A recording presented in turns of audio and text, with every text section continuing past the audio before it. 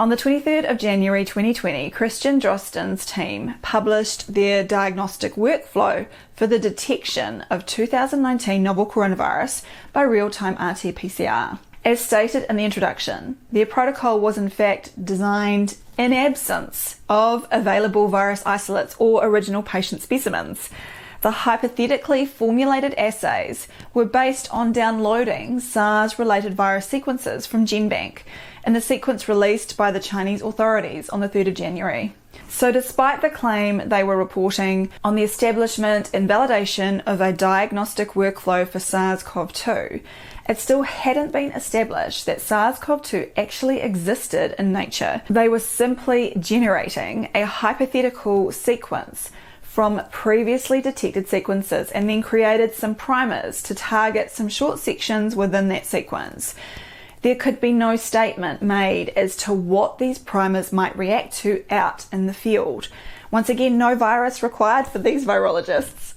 Incredibly, the Drosten paper was accepted for publication within 24 hours of submission. It seems they were so excited to be the first out of the blocks that several authors also failed to declare their financial conflicts of interest with a commercial PCR test lab. Also, somewhat unusually, version 1.0 of the paper protocol appeared on the WHO website 9 days before the paper was even accepted for publication. In any case, a test that had no track record was promoted to the world as the best way to diagnose COVID-19. 18 months later, and many companies have made billions of dollars peddling their PCR kits. But if we go back to the Drosten paper, we can see that there are deeper problems with their PCR protocol.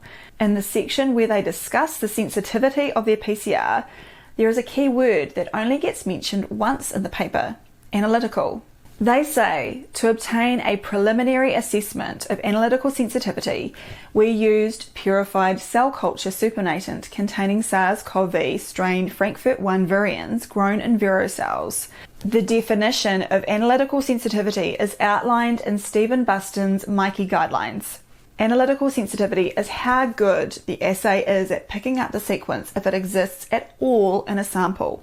Going back to the Drosten paper, they go on to outline the specificity testing of their PCR protocol. This is somewhat disingenuous as they are only talking about the analytical specificity of their PCR, which refers to the assay detecting the appropriate target sequence rather than other non-specific targets. This is a pivotal point and is how a pandemic can be created out of thin air without requiring any virus at all. Essentially, Drosten and his team just created a new PCR protocol and said it could be used to specifically detect the new virus with absolutely no proof of this claim. It gets even worse because the Drosten paper has nothing to do with clinical application of the PCR, i.e. how well the test works in the field. As outlined in the MICE guidelines, we need to know the PCR's diagnostic specificity. In this case, how specific is a positive PCR to the condition known as COVID-19? So, while health authorities in many countries are using the PCR for diagnosis, from the Freedom of Information requests I've seen, not one of them can provide any evidence that it can diagnose COVID-19. For example, Dr. Calvin Watson from the New Zealand Ministry of Health claimed that RT-PCR testing used in our accredited medical diagnostic laboratories have undergone rigorous validation for specific performance characteristics that include analytical and clinical sensitivity and specificity for the detection of SARS-CoV-2. When asked to provide evidence of this, the ministry replied, "The ministry does not conduct studies or research into PCR testing. The clinical, aka the diagnostic sensitivity and specificity of assays for the detection of SARS-CoV-2 and COVID-19 infected individuals has been determined in numerous settings globally."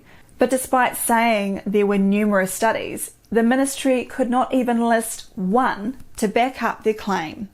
They are lying, and it is out in the open. Something that cannot be emphasized enough about PCR is that if you go looking for genetic sequences in nature, you will find them, especially when you are looking in crude biological specimens, such as those from bronchoalveolar lavage or nasal swabs. For example, every ml of saliva contains millions of human and bacterial cells.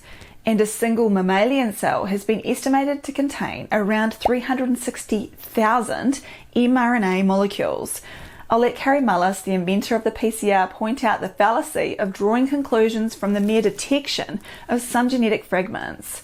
And with PCR, if you do it well, you can find almost anything in anybody, right? I mean, because if you can amplify one single molecule up to something that you can really measure, which PCR can do, then there's just very few molecules that you don't have at least one single one of them in your body, okay? So that could be thought of as a misuse of it, just to claim that it's meaningful.